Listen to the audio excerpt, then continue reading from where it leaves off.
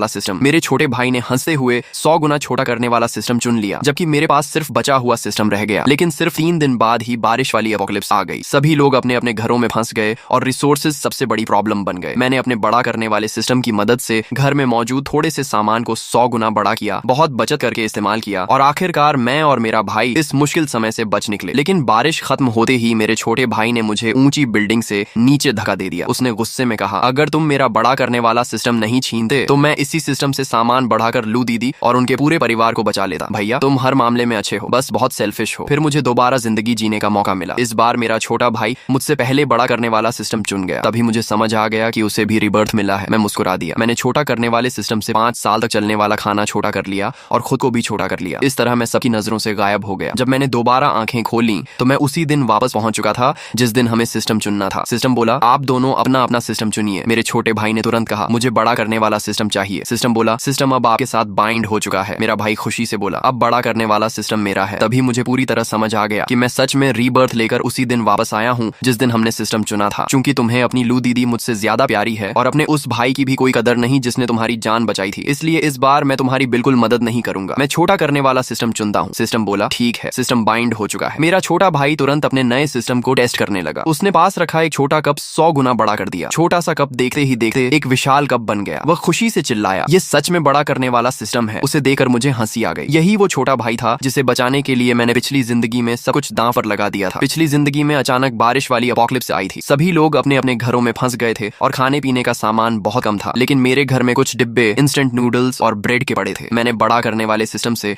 उन्हें 100 गुना बड़ा कर दिया और हम किसी तरह पूरे 5 साल जिंदा रहे। उस दौरान मेरे छोटे भाई की बचपन की दोस्त लू याओ सामने वाले घर में रहती थी। मेरे छोटे भाई ने मुझसे बार बार कहा कि मैं उनके परिवार के लिए भी खाना बड़ा कर दूं, लेकिन मैंने एपोकलिप्स में इंसानों पर भरोसा नहीं किया जा सकता कहकर मना कर दिया। मेरी मदद के बिना लू याओ का परिवार 5 साल नहीं टिक पाया और बहुत पहले भूख से मर गया। मैं एपोकलिप्स से तो बच गया, लेकिन आखिर में उसी छोटे भाई के हाथों मारा गया जिसकी रक्षा के लिए मैंने सब कुछ किया था। सच में कितनी आयरनी की बात है। मेरा भाई मुस्कुराकर बोला, भैया अब बड़ा करने वाला सिस्टम मेरा है। क्या तुम्हें मेरी जलन नहीं हो रही? आखिर मैं जो चाहूं उसे बड़ा कर सकता हूं, जबकि तुम्हारे पास सिर्फ छोटा करने वाला सिस्टम है। मैंने शांत होकर कहा, इसमें फर्क ही क्या है? सिर्फ एक सिस्टम ही तो है। तुम्हें पसंद है तो तुम रख लो, मुझे कोई फर्क नहीं पड़ता। जब उसने देखा कि मुझे बड़ा करने वाले सिस्टम में बिल्कुल भी इंटरेस्ट नहीं है, तब जाकर उसने राहत की सांस ली। लेकिन मैं अच्छी तरह जानता था कि इस बार वह जरूर सामने वाले परिवार को बचाने जाएगा और जैसे ही किसी को उसके सिस्टम के बारे में पता चलेगा, एपोकलिप्स में उसका सुरक्षित रहना नामुमकिन होगा, क्योंकि हर कोई उस सिस्टम पर कब्जा करना चाहेगा। मेरा भाई सोच रहा था कि उसके पास बड़ा करने वाला सिस्टम है, इसलिए खाने की कोई कमी नहीं होगी। इसी वजह से उसे आने वाली बारिश वाली एपोकलिप्स से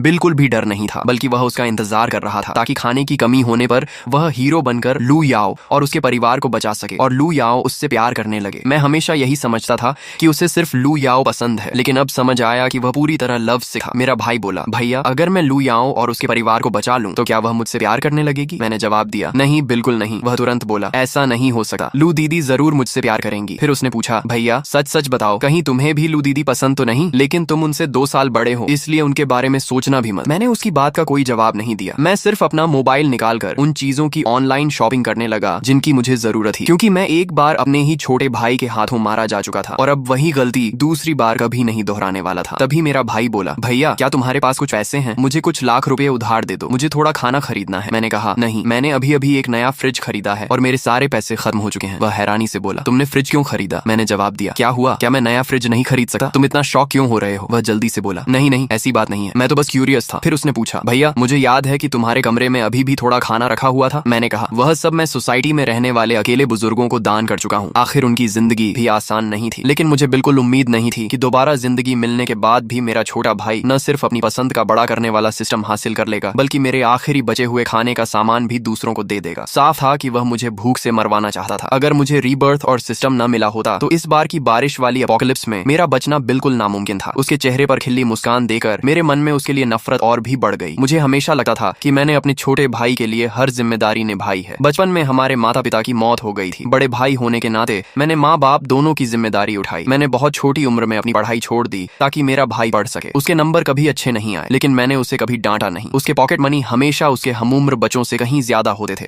और वह सारे पैसे मैं दिन रात मेहनत करके कमाता था। बाद में वह कॉलेज में भी एडमिशन नहीं ले पाया, जबकि मैं अपनी मेहनत से शहर में घर खरीद चुका था। इसलिए मैं उसे अपने साथ रहने के लिए शहर ले आया। लेकिन मुझे क्या पता था कि हमारे सामने वाले घर में उसके बचपन की दोस्त लू याओ रहती है। बचपन में दोनों हमेशा साथ खेलते थे। बाद में लू याओ के घर वालों को डिमोलिशन कॉम्पेंसेशन में बहुत सारे पैसे मिले और वे गांव छोड़कर शहर आ गए। जैसे ही मेरे छोटे भाई ने खूबसूरत लू याओ को दोबारा देखा, वह उसी वक्त उससे प्यार करने लगा और उसके पीछे पड़ गया। यहाँ तक कि पिछली जिंदगी में जब मैंने एपोकलिप्स के दौरान उसके परिवार की मदद करने से मना कर दिया, तब मेरे भाई ने मेरी गैर मौजूदगी में चुपके से हमारा खाना उनके घर पहुंचा दिया। मैं कुछ नहीं कर सका और आखिर में मुझे मजबूर होकर घर का दरवाजा अंदर से लॉक करना पड़ा ताकि कोई हमारा सामान चुराने ना आ सके। तभी मुझे एहसास हुआ कि मेरे छोटे भाई की नजरों में मेरी कोई कीमत नहीं थी। एक ऐसी लड़की जिसने उसके लिए कभी कुछ नहीं किया, वह भी उससे ज्यादा अहम थी। उसी पल मैं अपने छोटे भाई से पूरी तरह निराश हो गया। मैंने उससे कहा, मुझे थोड़ी थकान हो रही है, मैं जाकर सोता हूँ, तुम भी जल्दी सो जाना। इतना कहकर मैं अपने कमरे में चला गया और अपने लिए एक सुरक्षित छिपने की जगह की प्लानिंग करने लगा। मैंने विंड पावर जनरेटर भी खरीद लिया ताकि तेज बारिश और तूफान के दौरान भी मेरे पास लगातार बिजली बनी रहे। मुझे जिन जिन चीजों की जरूरत थी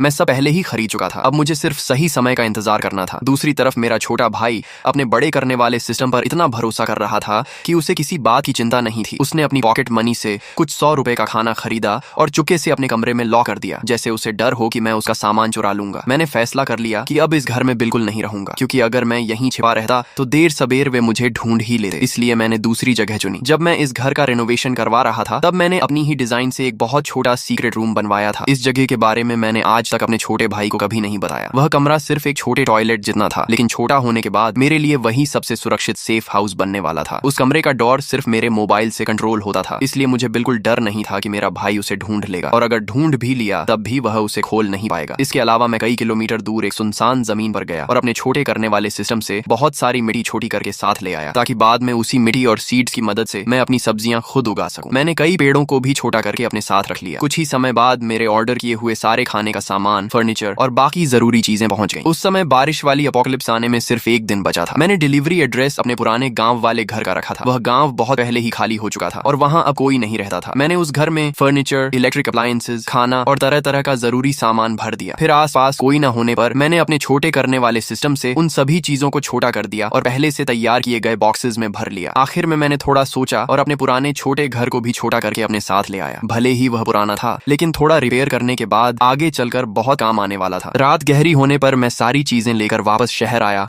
और उन्हें अपने सीक्रेट रूम में जमा कर दिया। इन दिनों मेरा छोटा भाई बेहद एक्साइटेड था। उसे पूरा यकीन था कि उसने हर तरह की तैयारी कर ली है, इसलिए उसने मेरी गतिविधियों पर बिल्कुल ध्यान नहीं दिया। मैंने अपने सीक्रेट रूम में पहले से एयर फिल्टर सिस्टम लगा रखा था, इसलिए कई साल तक अंदर रहने पर भी ऑक्सीजन खत्म होने की कोई चिंता नहीं थी। मैंने 5 बड़ी पानी की बॉटल्स को छोटा नहीं किया, बल्कि उनका पानी एक छोटे टैंक में डाल दिया, ताकि आगे वही मेरे पानी का सोर्स बने। कमरे में लाइट भी लगी हुई थी और उसका स्विच भी मैं अपने मोबाइल से कंट्रोल कर सकता था। पूरी रात मेहनत करने के बाद मेरा सीक्रेट रूम पूरी तरह बदल चुका था। मेरे सीक्रेट रूम के अंदर अब एक छोटा सा फार्म बन चुका था। बेहद छोटे छोटे चिक्स की आवाज मुश्किल से सुनाई देती थी और वे घास के बीच झुकर कीड़े ढूंढ रहे थे। फार्म के बाहर मेरा छोटा सा घर भी था, जिसके अंदर हर तरह के होम अप्लायंसेस मौजूद थे। अब आखिरकार मैं पूरी तरह निश्चिंत होकर बारिश वाली एपोकलिप्स का इंतजार कर सकता था। आखिरी आधे दिन में मेरा छोटा भाई फिर से लू याओ के घर चला गया। ऐसा लग रहा था कि लू याओ का परिवार उसे बिल्कुल पसंद नहीं करता, लेकिन उसे उनकी राय की कोई परवाह नहीं थी। वह सीधा लू याओ के कमरे में घुस गया। तभी लू याओ के माता पिता बातें करने लगे। सामने वाले घर का वो लड़का बिल्कुल बेशर्म है, इतनी उम्र हो गई फिर भी रोज हमारी बेटी के कमरे में घुसा रहता है। दूसरी औरत बोली, मुझे तो लगता है तुम्हें जल्द ही दामाद मिलने वाला है। इस पर लू याओ की माँ हंसते हुए बोली, दामाद? उसे तो कॉलेज तक में एडमिशन नहीं मिला, 20 साल से ऊपर का हो गया है, फिर भी कोई ढंग की जॉब नहीं है, हर दिन घर पर पड़ा रहता है और अपने बड़े भाई के पैसों पर जीता है। अपनी ऐसी हालत लेकर भी मेरी बेटी से शादी करने का सपना देखता है? बिल्कुल नहीं। मेरी बेटी खूबसूरत है, पढ़ी लिखी है और उसकी अच्छी जॉब है, वह उसके लायक ही नहीं है। मैंने उनकी बातें सुनी, लेकिन ऐसे दिखाया जैसे मैंने कुछ भी नहीं सुना। उस समय बारिश वाली एपोकलिप्स शुरू होने में सिर्फ 1 घंटा बचा था। मैंने अपने छोटे भाई को एक कॉल किया और कहा, कंपनी में कुछ जरूरी काम आ गया है, आज रात मैं ओवर टाइम करूंगा, इसलिए घर नहीं आऊंगा। उसने लापरवाही से जवाब दिया, ठीक है, मैं आज रात अकेला रह लूंगा। मुझे पहले से पता था कि वह मुझे सावधान रहने के लिए एक शब्द भी नहीं कहेगा। वैसे भी मैंने उसे सिर्फ इसलिए कॉल किया था ताकि उसे लगे कि मैं सच में घर छोड़कर चला गया हूँ। उसके बाद मैंने अपने मोबाइल से सीक्रेट रूम का डोर खोला, अंदर गया और दरवाजा बंद कर लिया। फिर मैंने एक बार फिर छोटा करने वाला सिस्टम इस्तेमाल किया, लेकिन इस बार मैंने किसी सामान को नहीं बल्कि खुद को छोटा किया। कुछ ही पल में मुझे चक्कर जैसा महसूस हुआ और मेरा शरीर पूरी तरह सिकुड़ गया। जो सीक्रेट रूम पहले बहुत छोटा लगा था, अब वही मुझे किसी बड़े हॉल जैसा दिखाई देने लगा। मैंने खुद को छोटा करने का रिस्क इसलिए लिया था क्योंकि पिछली जिंदगी में मैंने देखा था कि बड़े करने वाले सिस्टम से बड़ी की गई सारी चीजें बारिश खत्म होने के बाद अपने आप पहले जैसी हो गई थी। इसलिए मैंने अंदाजा लगाया कि छोटा करने वाले सिस्टम के साथ भी यही होगा। बारिश खत्म होने पर सिस्टम अपना असर खो देगा और सब कुछ फिर से अपनी असली साइज में लौट आएगा। अपने सामने हरी जमीन, पेड़, छोटा फार्म और छोटा घर देकर मेरे दिल को एक अलग ही सुकून मिला। अब मुझे बारिश की कोई चिंता नहीं थी। जब मेरा छोटा भाई घर पर नहीं था, तब मैंने घर के अंदर और बाहर कॉरिडोर में इनविजिबल कैमरास लगा दिए थे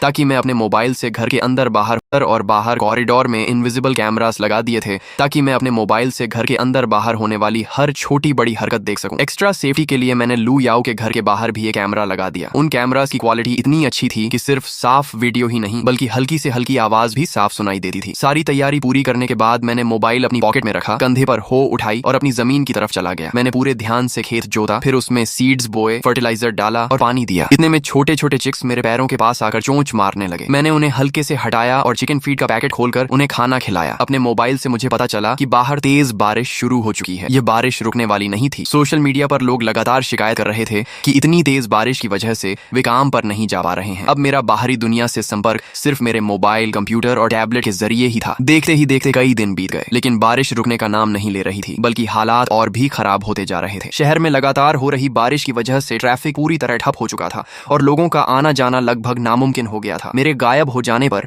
मेरे छोटे भाई को बिल्कुल भी हैरानी नहीं हुई। शायद उसे यही लगा कि मैं बाढ़ में बहकर मर चुका हूँ। इन दिनों मैं अपने छोटे फार्म में खेत जोता, सब्जियां उगाता और चिक्स को खाना खिलाता था। बस एक ही परेशानी थी कि वे छोटे चिक्स बार बार मेरी नई उगी सब्जियों की पौध खा जाते थे। एक दिन खाली समय में मैंने कैमरा की लाइव फीड खोली तो देखा कि मेरा छोटा भाई लू याओ को मेरे घर लेकर आया है। दोनों ड्राइंग रूम में बैठे थे। मेरा भाई बोला, लू दीदी, क्या आपके घर में अभी भी खाना बचा है? लू याओ ने आह भरते हुए कहा, बहुत थोड़ा। काश मैंने पहले ज्यादा सामान जमा कर लिया होता। अब पहली मंजिल तक पानी भर चुका है और मैं वहां जाकर रह भी नहीं सकती। फिर उसने पूछा, यांग यांग, क्या तुम्हारे घर में अभी भी खाना है? अगर हो तो थोड़ा हमें भी दे दो। मेरे घर में मम्मी पापा और मेरा छोटा भाई भी है। हमारे पास जो थोड़ा खाना है वह पूरे परिवार के लिए बिल्कुल काफी नहीं है। मेरा छोटा भाई मुस्कुराकर बोला, मेरे पास बड़ा करने वाला सिस्टम है। मैं किसी भी खाने को 100 गुना बड़ा कर सकता हूँ। लू याओ हैरान होकर बोली, सच में? ये कैसे हो सकता है? मेरा भाई बोला, अगर भरोसा नहीं है तो खुद देख लो। उसने तुरंत खाना बड़ा करके दिखा दिया। लू याओ की आंखें चमक उठी। वह खुशी से बोली, यांग यांग, अच्छा हुआ तुम हो। फिर प्लीज हमारे घर का सारा खाना भी बड़ा कर दो। मेरा भाई बोला, ठीक है, लेकिन मेरी एक छोटी सी रिक्वेस्ट है। लू याओ मुस्कुराकर बोली, बोलो। मेरा भाई शर्माते हुए बोला, तुम जानती हो कि मैं तुम्हें पसंद करता हूँ। अब जब मैं तुम्हारे पूरे परिवार को बचा सकता हूँ तो क्या तुम भी मुझसे प्यार कर सकती हो? लू याओ हंसते हुए बोली, तुम कैसी बातें कर रहे हो? क्या हम पहले से ही साथ नहीं हैं? बचपन से हम चाइल्डहुड फ्रेंड्स रहे हैं। अब मैं भी तुम्हें पसंद करती हूँ। जैसे ही ये बारिश खत्म होगी मैं तुमसे शादी कर लूंगी। ये सुनकर मेरा छोटा भाई खुशी से उछल पड़ा। वह बोला, मुझे पता था लू दीदी, आप भी मुझसे प्यार करती हैं। मेरे बड़े भाई ने तो कहा था कि आप मुझे कभी पसंद नहीं करेंगी, वह तो बस मुझसे जल्दा है। तभी लू याओ ने पूछा, वैसे तुम्हारा बड़ा भाई कहाँ है? मेरा भाई लापरवाही से बोला, वह तो कह रहा था कि कंपनी में ओवर टाइम करेगा। अब इतनी दिनों से बारिश हो रही है, मुझे लगता है कि वह शायद बाढ़ में मर चुका होगा। ये सुनकर लू याओ के चेहरे पर एक पल के लिए अजीब सा भाव आया, लेकिन अगले ही पल उसने मेरे छोटे भाई को प्यार से बहलाया और उसके कमरे में रखा सारा खाना बाहर निकालने के लिए मना लिया। कैमरा पर यह सब देखकर मेरे मन में अजीब सी फीलिंग हुई। मैंने आखिर इतना मूर्ख छोटा भाई कैसे पाल लिया? सिर्फ मूर्ख ही नहीं बल्कि इतना निर्दयी कि जैसे वह दिल से चाहता हो कि उसका अपना बड़ा भाई मर जाए। लेकिन अब उससे मुझे क्या फर्क पड़ता था? मैं यहाँ अपने सीक्रेट रूम में सुरक्षित था और मेरे छिपने की जगह के बारे में किसी को कुछ पता नहीं था। मुझे बस अपनी छोटी सी दुनिया में शांति से जीना था। मैं अपने छोटे घर में वापस गया, अपने लिए हॉट पॉट बनाया, फिर फ्रिज से एक कोल्ड ड्रिंक निकाली और आराम से डिनर का मजा लेने लगा। खाना खाते खाते मैंने उसकी फोटो खींची और सोशल मीडिया पर पोस्ट कर दी। कैप्शन लिखा, बाहर तेज तूफान और बारिश हो रही है लेकिन घर के अंदर हॉट पॉट खाने का मजा ही कुछ और है। मेरी पोस्ट डालते ही मेरे छोटे भाई ने तुरंत कमेंट किया, भैया आप कहाँ हो? सिर्फ कमेंट करने से उसका मन नहीं भरा, उसने मुझे कई मैसेजेस भी भेजे। भैया बाहर इतनी तेज बारिश हो रही है, आप ठीक हो? आप कहाँ हो? आप हॉट पॉट भी खा रहे हो? मेरा भी मन कर रहा है, प्लीज बताओ आप कहाँ हो? मैं बाहर नहीं निकल सका, मेरे लिए थोड़ा खाना ले आओ। उसके इतने सारे मैसेजेस का मैंने एक भी रिप्लाई नहीं किया। मैंने सिर्फ अभी अभी पी गई कोल्ड ड्रिंक की एक और फोटो खींचकर उसे भेज दी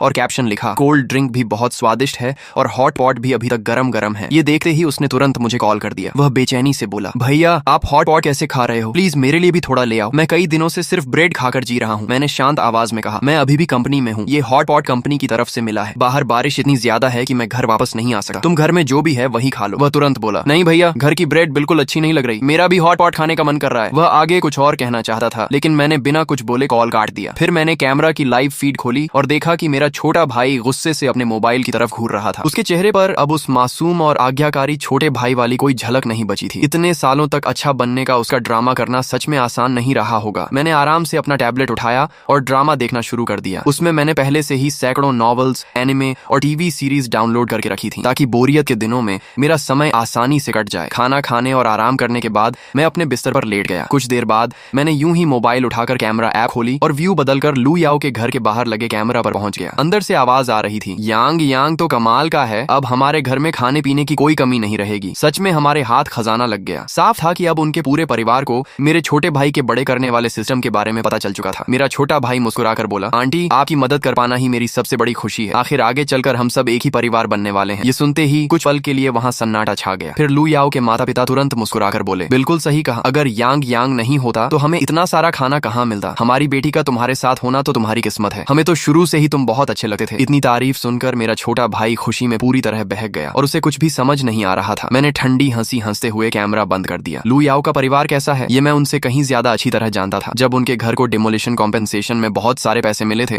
तभी से वे पूरे गांव में घमंड से सिर उठाकर चलने लगे थे। उन्होंने अपने पुराने रिश्तेदारों और दोस्तों तक को अपमानित करके भगा दिया था। उन्हें हमेशा लगता था कि जो भी उनके पास आता है वह सिर्फ उनके पैसों के लिए आता है। गांव के लगभग सभी लोग कहते थे कि उनके घमंड की कोई हद नहीं रही। यहाँ तक कि एक बार गांव का प्रधान उनके घर पानी मांगने गया था, तब भी उन्होंने उसे मना कर दिया था। ऐसे लोग मेरे छोटे भाई के साथ सच्चा रिश्ता निभाएंगे, इस पर मुझे कभी भरोसा नहीं था। और लू याओ खुद भी बचपन से बहुत घमंडी थी। उसने कई बार सामने और पीठ पीछे मेरे छोटे भाई का मजाक उड़ाया था। उसने कभी दिल से उसे अपनी बराबरी का नहीं माना, लेकिन अब मुझे इन सब बातों से कोई मतलब नहीं था। आखिर मैं खुद 100 गुना छोटा होकर अपने सीक्रेट रूम में रह रहा था। थोड़ी देर बाद मेरे छोटे भाई का कॉल आया। वो बहुत खुश होकर बोला, भैया आपको एक गुड न्यूज बतानी है, मैं और लू याओ अब रिलेशनशिप में है। मैंने शांत आवाज में पूछा, तो मुझे कॉल क्यों किया? उसी समय मेरे फार्म के चिक्स अब पहले से थोड़े बड़े हो चुके थे, लेकिन फिर भी लगातार चूं चूं करते हुए आपस में खाना छीन रहे थे। मेरा भाई अचानक बोला, भैया आपकी तरफ से मुर्गियों की आवाज क्यों आ रही है? मैंने कहा, क्योंकि मैं उन्हें खाना खिला रहा हूँ। वह हैरान होकर बोला, इतनी तेज बारिश में तुम्हें मुर्गियां कहाँ से मिल गई? मैंने उसके सवाल का सीधा जवाब नहीं दिया। वैसे भी मैंने पहले से काफी मीट खरीदकर फ्रीजर में रख दिया था, जो मुझे बहुत लंबे समय तक चलने वाला था। मेरा भाई बेचैनी से बोला, भैया आखिर आप कहाँ हो? वहाँ हॉट पॉट भी खा रहे हो, मुर्गियां भी पाल रहे हो, क्या वहाँ बारिश का बिल्कुल असर नहीं हुआ? मैंने जवाब दिया, नहीं, यहाँ बारिश का कोई असर नहीं हुआ। ये सुनते ही वह जल्दी से बोला, तो फिर जल्दी बताओ आप कहाँ हो, मैं लू याओ और उसके पूरे परिवार को लेकर वहीं आ जाता हूँ। मैंने हंसते हुए कहा, अगर ढूंढ सकते हो तो खुद ढूंढ लो। वो गुस्से में बोला, इसका क्या मतलब है? क्या तुम हमें अपने पास नहीं आने देना चाहते? बचपन से आज तक मैंने अपने छोटे भाई की हर बात मानी थी। शायद पहली बार मैंने उससे इतनी ठंडी और तंज भरी आवाज में बात की थी। मैंने रास्ते में घूम रहे एक को हल्के से हटाया और खेत से अपने छोटे घर की तरफ वापस चला गया। मेरे फ्रिज में पहले से ही बहुत सारे रेडी टू ईट फूड रखे थे, जिनमें पिज्जा, बाओ, मैंटू, डम्पलिंग्स और कई तरह के फ्रोजन फूड्स शामिल थे। मैंने फैन चालू किया, माइक्रोवेव से गर्मा गर्म पिज्जा निकाला। दोबारा गर्म होने के बाद पिज्जा सुनहरा, मुलायम और बेहद स्वादिष्ट लग रहा था। ऊपर की चीज लंबी स्ट्रेच हो रही थी। मैंने उसकी एक फोटो खींचकर अपने छोटे भाई को भेज दी। उसने तुरंत मैसेज किया, भैया आपके पास पिज्जा भी है, जल्दी बताओ आप कहाँ हो? फिर उसने गुस्से में लिखा, भैया आप बहुत सेल्फिश हो, मैं यहाँ सूखी ब्रेड और इंस्टेंट नूडल्स खाकर जी रहा हूँ और आप वहाँ पिज्जा खा रहे हो। ये पिज्जा तो बहुत स्वादिष्ट लग रहा है, ऊपर की चीज भी स्ट्रेच हो रही है, लेकिन कोई बात नहीं, तुम्हारे पास चाहे जितना खाना हो वह एक दिन खत्म हो जाएगा। तुम्हारा छोटा करने वाला सिस्टम किसी काम का नहीं है। मेरा बड़ा करने वाला सिस्टम तुम्हारे सारे खाने को 100 गुना बड़ा कर सकता है। तब हम कई साल तक आराम से खाएंगे। जल्दी बताओ तुम कहाँ हो, मैं अभी तुम्हारे पास आता हूँ। मैंने सिर्फ इतना रिप्लाई किया, अगर मुझे ढूंढ सकते हो तो आ जाओ। इसके बाद मैंने कैमरा खोला। मेरा छोटा भाई गुस्से में मेरे पुराने कमरे की हर चीज तोड़ फोड़ रहा था। ज्यादा समय नहीं बीता कि उसके बड़े करने वाले सिस्टम की बात बहुत जल्द पूरे सोसाइटी में फैल गई। यह खबर किसने फैलाई थी इसका अंदाजा लगाना बिल्कुल मुश्किल नहीं था। उसके कमरे का दरवाजा बार बार खटखटाया जाने लगा। सोसाइटी के सभी लोग अपने पास बचा हुआ थोड़ा बहुत खाना लेकर उसके पास आने लगे और उससे रिक्वेस्ट करने लगे कि वह अपने सिस्टम से उनके खाने को 100 गुना बड़ा कर दे। शुरुआत में मेरा छोटा भाई थोड़ा घबरा गया। वह यह दिखाने की कोशिश कर रहा था कि उसके पास कोई सिस्टम नहीं है, लेकिन तभी सामने वाले घर से लू याओ का पूरा परिवार बाहर आ गया। लू याओ के पिता ऊंची आवाज में बोले, सुनो, यांग यांग तो हमारे होने वाले दामाद हैं। अगर तुम लोग उनका सिस्टम इस्तेमाल करना चाहते हो तो पहले हमारी परमिशन लेनी होगी, और हर बार सिस्टम इस्तेमाल करने में उनकी बहुत एनर्जी खर्च होती है, इसलिए तुम्हें पैसे देने होंगे। पहले तो मेरा छोटा भाई इस बात पर नाराज हुआ कि लू याओ के परिवार ने उसके सिस्टम का राज सबको बता दिया, लेकिन जैसे ही उसने पैसे लेने वाली बात सुनी उसका चेहरा खिल उठा। लू याओ भी तुरंत बोली, बिल्कुल, यांग यांग मेरे बॉयफ्रेंड है, अगर तुम लोग उनसे काम करवाना चाहते हो तो पैसे देने ही होंगे। इसके बाद लू याओ का पूरा परिवार मेरे छोटे भाई के सिस्टम के सहारे बिजनेस करने लगा। जो भी इंसान अपने खाने को बड़ा करवाने आता, उससे पहले लू याओ का परिवार 2000 युएन वसूलता। 2000 युएन कोई छोटी रकम नहीं थी, लेकिन अपोकलिप्स में पैसे से खाना नहीं खरीदा जा सकता था, इसलिए लोगों को यह डील भी ठीक लगती थी। कैमरा से मैं देख रहा था कि हर दिन मेरे छोटे भाई के पास आने वालों की संख्या बढ़ती जा रही थी। लोगों को पूरा भरोसा हो गया था कि जब तक उसके पास बड़ा करने वाला सिस्टम है तब तक वे कभी भूख से नहीं मरेंगे। लेकिन वे सब एक बहुत बड़ी बात भूल गए थे। सिस्टम सिर्फ खाने को बड़ा कर सकता था, लेकिन उसके लिए पहले खाना होना जरूरी था, और किसी भी चीज पर सिस्टम सिर्फ एक बार ही इस्तेमाल किया जा सकता था। ऐसा नहीं था कि आधा खाना खाकर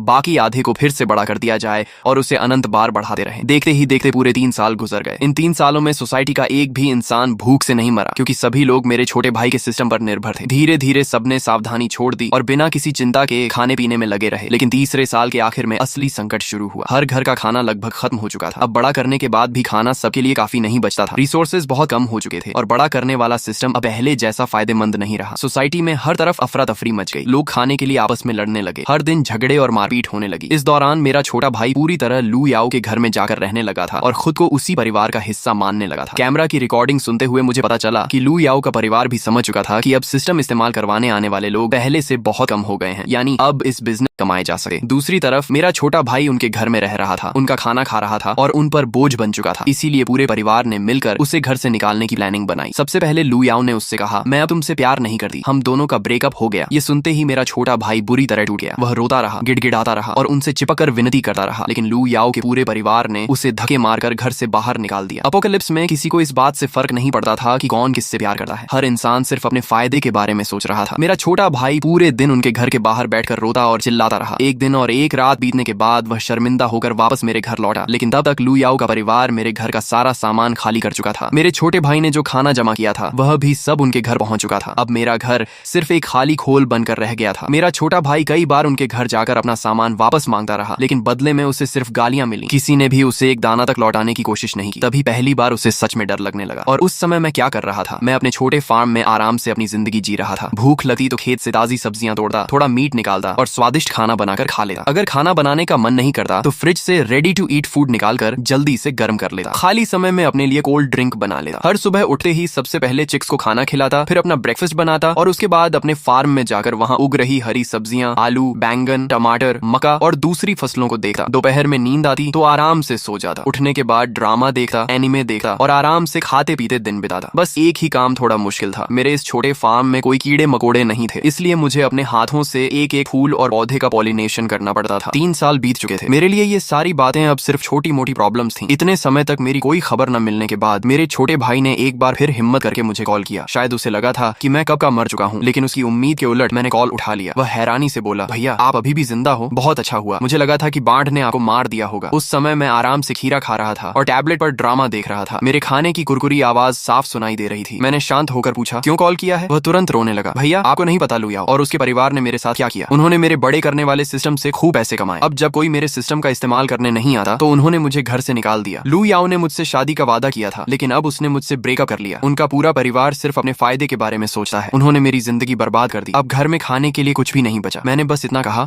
ठीक है, पता चल गया। वह घबरा कर बोला, भैया प्लीज मुझे अपने पास ले चलो। अगर खाना नहीं मिला तो मैं सच में भूख से मर जाऊंगा। क्या आप अपने इकलौते छोटे भाई को मरते हुए देख सकते हो? मैंने ठंडी आवाज में कहा, नहीं। वह चिल्लाकर बोला, भैया आपको मेरी बिल्कुल परवाह नहीं है। पहले वाले भैया तो ऐसे नहीं थे। क्या आपको भी रिबर्थ मिला है? मैंने बिना छिपाए जवाब दिया, हाँ मिला है। तो वह गुस्से में बोला, अगर आपको भी रिबर्थ मिला था तो आपने मुझे पहले क्यों नहीं बताया? आपको भी पता था कि लू याओ और उसका परिवार कैसे लोग हैं। आप इतने सेल्फिश कैसे हो सकते हो? मैंने उसकी बातों का कोई जवाब नहीं दिया। मैंने सिर्फ अपने फार्म का एक वीडियो बनाया। उसमें मेरी सब्जियां और फल हरे भरे लहलहा रहे थे। चिक्स पूरे फार्म में दौड़ रहे थे। मेरा छोटा घर बेहद आरामदायक लग रहा था। फ्रिज खाने और स्नैक्स से भरा हुआ था। ऐसा लग ही नहीं रहा था कि बाहर दुनिया में 3 साल से अपोकलिप्स चल रही है। वह जगह किसी दूसरी दुनिया जैसी दिखाई दे रही थी। जैसे ही मैंने वीडियो उसे भेजा वह गुस्से से पागल हो गया। वह चिल्लाया, आप इतने सेल्फिश कैसे हो सकते हो? आपको पता भी है मैं कितनी बुरी हालत में हूँ। जल्दी आकर मुझे यहाँ से ले जाओ। मैंने ठंडे स्वर में कहा, सेल्फिश? पिछली जिंदगी में जब तुमने मुझे बिल्डिंग से नीचे धक्का दिया था तब क्या तुम सेल्फिश नहीं थे? इस बार तुम्हें भी रीबर्थ मिला था। तुम्हें पहले से पता था कि अपोकलिप्स आने वाली है, लेकिन तुमने भी मुझे कभी नहीं बताया। फिर अब मुझे सेल्फिश कहने का हक तुम्हें किसने दिया? मेरे छोटे भाई ने हमेशा मेरी हर मदद को अपना हक समझा, लेकिन उसने कभी यह नहीं सोचा कि उसे भी मेरे लिए कुछ करना चाहिए। मैं कोई संत नहीं था। जब तुमने मुझे कभी अपना परिवार नहीं माना तो अब मुझे भी तुम्हें बचाने की कोई जरूरत नहीं है। वह रोते हुए बोला, भैया मुझसे बहुत बड़ी गलती हो गई। मैं लू याओ के प्यार में अंधा हो गया था। आप मुझे ऐसे मत छोड़ो। मैं आपका इकलौता छोटा भाई हूँ। अगर मैं भूख से मर गया तो आपका कोई परिवार नहीं बचेगा। मैंने बिना किसी भावना के कहा, तुम मर जाओ, उससे मुझे क्या फर्क पड़ता है। इतना कहकर मैंने कॉल काट दिया। मैं आसानी से अंदाजा लगा सकता था कि दूसरी तरफ वह कितना गुस्से और बेबसी में तड़प रहा होगा। कैमरा की लाइव फीड में मैं रोज देखता था कि वह पूरे दिन घर के अंदर पागलों की तरह सामान तोड़ता रहता था। खासकर मेरे पुराने बेडरूम में उसने लगभग हर चीज तोड़ डाली थी, लेकिन सामान तोड़ने से भूख नहीं मिटी। चाहे वह जितना भी गुस्सा निकाल ले, उससे उसे एक निवाला भी नहीं मिलने वाला था। एक दिन मैंने देखा कि वह कुछ ब्रेड लेकर घर लौटा। बाहर लगे कैमरा से पता चला कि उसने वह ब्रेड लू याओ के घर से चुराई थी। उस समय लू याओ का पूरा परिवार बाहर गया हुआ था। घर में सिर्फ उसका 6 साल का छोटा भाई था। मेरे छोटे भाई ने उसे बहलाकर दरवाजा खुलवाया और फिर उनके घर का सारा खाना चुराकर भाग गया। कैमरा में यह सीन देखकर मैं जोर से हंस पड़ा। सच में एक चोर दूसरे चोर को काट रहा था। इससे मजेदार तमाशा और क्या हो सकता था। जैसा मैंने सोचा था वैसा ही हुआ। जब लू याओ का परिवार वापस आया और देखा कि उनका सारा खाना गायब है तो वे आग बबूला हो गए। वे मेरे घर के दरवाजे पर लाते मारने लगे, गालियां देने लगे और जोर जोर से चिल्लाने लगे। लेकिन मेरा छोटा भाई फिर से कछुए की तरह घर के अंदर छिपा बैठा रहा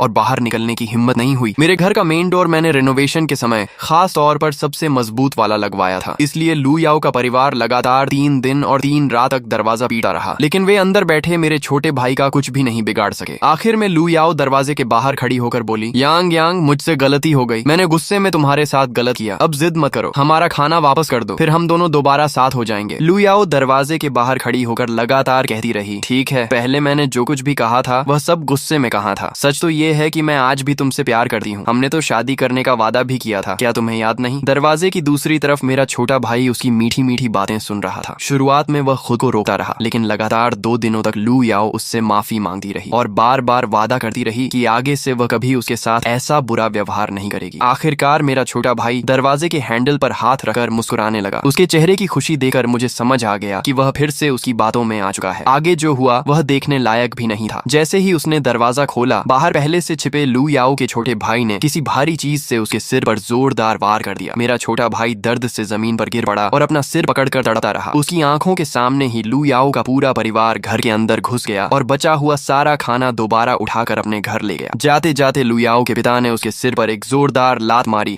और गुस्से से बोले, हमारी बेटी के पीछे घूमने वाले निकम्मे, तू हमारी बेटी से शादी करेगा? कभी नहीं, ऊपर से तू इतना घटिया निकला कि हमारा ही खाना चुरा लिया। मेरा छोटा भाई दर्द से चिल्लाया, वो खाना मेरा था, लेकिन लू याओ ने भी उसे एक लात मारकर रास्ते से हटाया और पूरा सामान अपने घर ले गई। जाते जाते उसने थूक कर कहा, तुमसे मिलना मेरी जिंदगी की सबसे बड़ी बदकिस्मती थी। मेरा छोटा भाई लगातार 2 दिन तक घर के दरवाजे पर पड़ा रहा। बड़ी मुश्किल से जब उसमें थोड़ी ताकत वापस आई तो वह उठकर दरवाजे के पास घुटनों में सिर देकर बहुत देर तक रोता रहा। अब उसके पास बड़ा करने वाला सिस्टम तो था, लेकिन उसका कोई मतलब नहीं रह गया था, क्योंकि उसके पास बड़ा करने के लिए एक दाना भी नहीं बचा था। जब वह पूरी तरह टूट गया तब उसने मुझे फिर से कॉल किया। वह रोते हुए बोला, भैया, लोगों ने मुझे बहुत मारा है, मेरे पूरे शरीर में बहुत दर्द हो रहा है, प्लीज आकर मुझे बचा लो, मुझे बहुत भूख भी लगी है, लगता है मेरी हड्डियां भी टूट गई हैं। अगर ये पिछली जिंदगी वाला मैं होता तो उसके दर्द से मेरा दिल टूट जाता और मैं चाहता कि उसका सारा दर्द खुद सह लूं, लेकिन अब उसकी रोने की आवाज सुनकर भी मेरे मन में कोई भावना नहीं उठी। मैंने सिर्फ इतना कहा, तुम इसके हकदार हो, और कॉल काट दिया। इसके बाद मैं आराम से अपने फार्म में जाकर मक्का तोड़ने लगा। समय धीरे धीरे बीता गया। मेरा छोटा भाई घर के बाहर पड़ा पड़ा दिन ब दिन दुबला होता गया। इस दौरान सोसाइटी के कई लोग उसके पास आते और जबरदस्ती उससे अपने खाने को बड़ा करवाते। वह मना करता, लेकिन 2-4 थप्पड़ खाने के बाद मजबूर होकर सिस्टम इस्तेमाल करता। आखिरकार उसकी जिंदगी का आखिरी दिन भी आ गया। वह घिसटा हुआ लू याओ के घर के दरवाजे तक पहुंचा। वहीं सिर एक तरफ झुक गया और उसने हमेशा के लिए दम तोड़ दिया। जब लू याओ ने दरवाजा खोला और उसकी लाश देखी तो उसने घिन से उसे एक लात मारकर किनारे कर दिया, जैसे उसकी मौत से उसे कोई फर्क ही नहीं पड़ा हो। इसके बाद 2 और साल गुजर गए। बारिश का पानी नीचे की कई मंजिलों तक भर चुका था, लेकिन जैसा मैंने पिछली जिंदगी में अंदाजा लगाया था, हमारी मंजिल तक पानी कभी नहीं पहुंचा। बारिश खत्म होने से कुछ महीने पहले लू याओ के पूरे परिवार का अंत हो गया। सोसाइटी में उनकी बदनामी पहले से ही थी, ऊपर से उन्होंने मेरे छोटे भाई के सिस्टम से बहुत पैसा कमाया था, इसलिए बहुत से लोग पहले ही उनसे नफरत करने लगे थे। बारिश खत्म होने के आखिरी महीनों में हर घर का खाना लगभग खत्म हो चुका था। तभी किसी ने सोसाइटी ग्रुप में मैसेज भेज दिया कि लू याओ के घर में अभी भी बहुत सारा खाना छिपा हुआ है। ये खबर फैलते ही कई लोग हथियार लेकर उनके घर पहुंच गए। वे दरवाजा पीटते हुए चिल्लाने लगे कि सारा खाना बाहर निकालो, लेकिन लू याओ और उसके परिवार ने खाना देने से साफ मना कर दिया और उल्टा बाहर खड़े लोगों को गालियां देने लगे। इससे भीड़ पूरी तरह भड़क गई। कई लोगों ने मिलकर तय किया कि वे बारी बारी से उनका दरवाजा तोड़ेंगे। चारों तरफ दिन रात दरवाजा पीटने की आवाज गूंजती रही। आखिर 4 दिन बाद उनका मेन डोर टूट गया। भीड़ घर के अंदर घुस गई और उनका बचा हुआ सारा खाना लूट कर ले गई। पूरा परिवार जमीन पर बैठकर फूट फूट कर रोने लगा। अब उनके पास खाने के लिए कुछ भी नहीं बचा था और एपोकलिप्स के आखिरी कुछ महीने वे किसी भी हालत में नहीं निकाल सकते थे। बाहर पूरी सोसाइटी बर्बाद हो चुकी थी, जबकि मैं अपने छोटे फार्म में आराम से खाते पीते जिंदगी का मजा ले रहा था। इतना आराम था कि मेरा वजन भी लगभग 5 किलो बढ़ गया था। आखिरकार वह दिन भी आ गया जिसका मैं कई सालों से इंतजार कर रहा था। मेरे मोबाइल पर नोटिफिकेशन आया कि बारिश खत्म हो चुकी है। कई सालों बाद सूरज ने काले बादलों को चीरकर अपनी सुनहरी किरणें धरती पर बिखेर दी और दुनिया में फिर से उम्मीद की रोशनी लौट आई। उस समय मैं अपने फार्म में मक्का के खेत की मिट्टी डीली कर रहा था कि अचानक मेरे शरीर में एक अजीब बदलाव होने लगा। मेरा छोटा किया हुआ शरीर तेजी से अपने असली आकार में लौट आया। अब मैं फिर से सामान्य इंसान बन चुका था। मेरे पैरों के नीचे बना पूरा छोटा फार्म और छोटा घर अब खिलौनों की तरह दिखाई दे रहे थे। मैंने अपने बर्बाद हो चुके असली घर की तरफ देखा और हैरान रह गया। सिर्फ मेरा शरीर ही अपने असली आकार में लौटा था। बाकी फार्म, घर और सारी छोटी की गई चीजें अब भी उसी छोटे आकार में थीं। शायद बड़ा करने वाले और छोटा करने वाले सिस्टम के नियम अलग अलग थे। आखिर सिस्टम जैसी रहस्यमयी चीज को पूरी तरह समझ पाना आसान नहीं था। मैं फ्लोर टू सीलिंग विंडो के पास खड़ा होकर बाहर देखने लगा। कई साल बाद मौत से बच निकले लोग एक एक करके अपने घरों से बाहर निकल रहे थे। दोस्तों, यहीं पर हमारी आज की कहानी पूरी तरह खत्म होती है। अगर आपको यह स्टोरी पसंद आई हो तो वीडियो को लाइक करें, चैनल को सब्सक्राइब करें और बेल आइकॉन जरूर दबाएं दबा दें ताकि ऐसी ही शानदार मैनहवा और स्टोरी रिकैप्स सबसे पहले आपको मिलती रहे।